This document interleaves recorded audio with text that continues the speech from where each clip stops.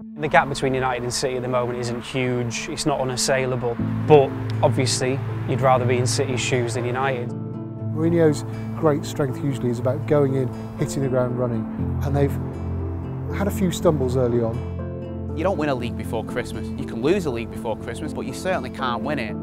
It's City laying down a market to United to say, hey, you know what, you're not the big boys anymore, we are.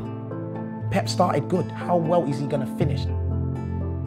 The achievement that Guardiola's done at City so far, it's only step one. And I think what a lot of fans are excited about is the fact that these aren't his players and these aren't all the players that he wanted, and this isn't the squad how he would have liked to have shaped it over the summer. Well, I think overall he's developed City about as much as I think you could imagine. I mean, you've got to remember City got 66 points last season and kind of limped to fourth place.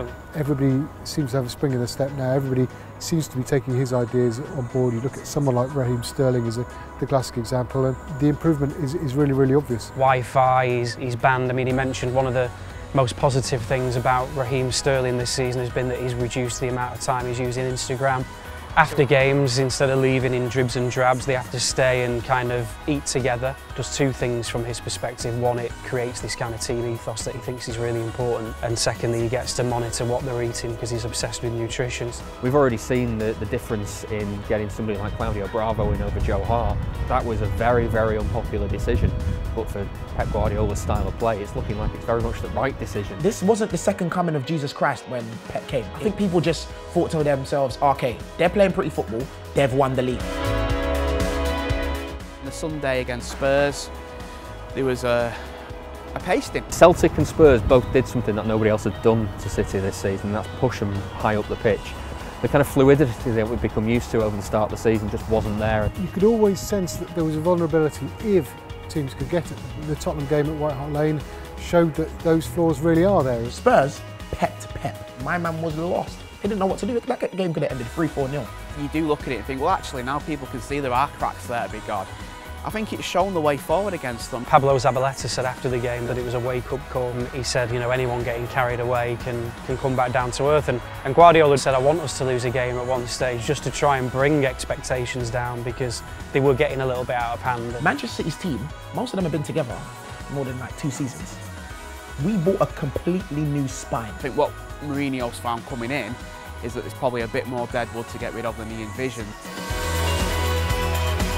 The points difference at the moment, although it's not huge, I think City have looked significantly better than United. Although they won a trophy last season, the FA Cup, it wasn't in the most convincing fashion and they've really struggled for 3 years. So he was inheriting quite a difficult scenario. They have to play to the way this new manager wants to play. It's a new system. We're still suffering from the hangover of LVG. It seems like we've been drinking for an entire season. I think you can look at that the other way and say that after Van Gaal they were so desperate for a change, they were so desperate to buy into his methods that I think he was preaching to the converted from day one. Certainly this idea that he just has these magic powers to go over players. He's turned up at United, which, you know, was supposed to be the dream move, and as yet it's not 100% firing. It's time for man to see that once Jose is in the right place with the right tools, he's going to build the right model. You've got to give him that time. I think there is going to be part of the fans that are always going to be a bit peeved that we're maybe not leading the way like we used to under Ferguson. I think losing to City was a big blow, especially since Jose and Pep, they are arch rivals. It was really weird to watch because I thought Mourinho had more about him than to let City do that in the first half. But in reality, City were sort of far superior, particularly in that first half. Not really much argument you could have with the derby. I think we'll look at still be on the pitch after the first 40 odd minutes. It's almost as if it's completely not United's confidence. Pep Guardiola dropping Hart from City's team, taking Yaya Toure out of City's team, it's a big decision for them. Jose Mourinho taking Wayne Rooney out of Manchester United's team, global entity, completely different. If you come in and bomb the captain out, one of your first main things, since the start of the season, I felt that Mourinho was just giving Rooney enough rope to hang himself. You would look at Rooney's peak as being at least 6-7 years ago. He's number 10 or up front and that's it. But at the moment, there's too many players in front of him. He now faces a really obvious fight to stay in this United. Where he's at now, he needs to take that Ryan Giggs role. Relax on the bench. Come on, make an impact when you can. I don't think he's done as a footballer, but he's been playing since he was 16. Wayne is not a midfielder. For us, trying to accommodate Wayne Rooney in the middle is stifled Pogba. Pogba needs to be free. £89 million player who I don't think can look like an £89 million player in this system.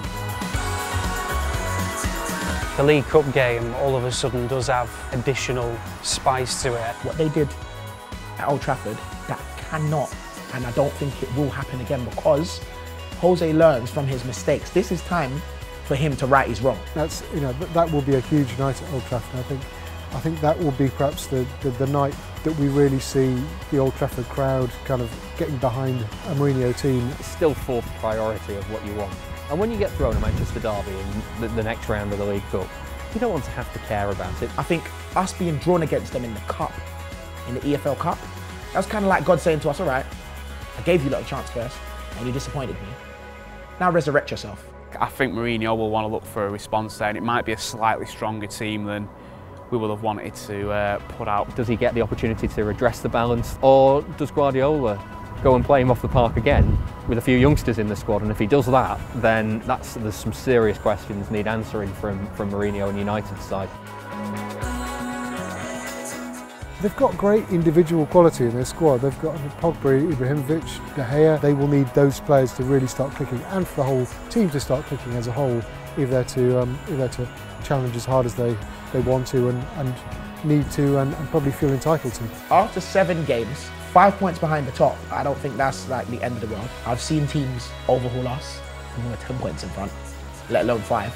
I've seen us overhaul teams when they're 7 points in front. I think City are the benchmark. I think if you look at the way the season has gone, them and Tottenham are probably the ones that will be, if it stays as it is, going to run ahead. I suppose City fans watching it will be smiling, because, you know, for 30 years it was the other way around. It's City fans looking at Old Trafford, watching one man figurehead their success. I don't see any reason why it shouldn't last for some time, and I think City fans can relax for the time being, because this isn't going away for some time. I don't care what anyone says, it's never how you start, it's always how you finish. In every race, it don't matter if it's running, swimming, whatever it is, it's not how you start, it's how you finish.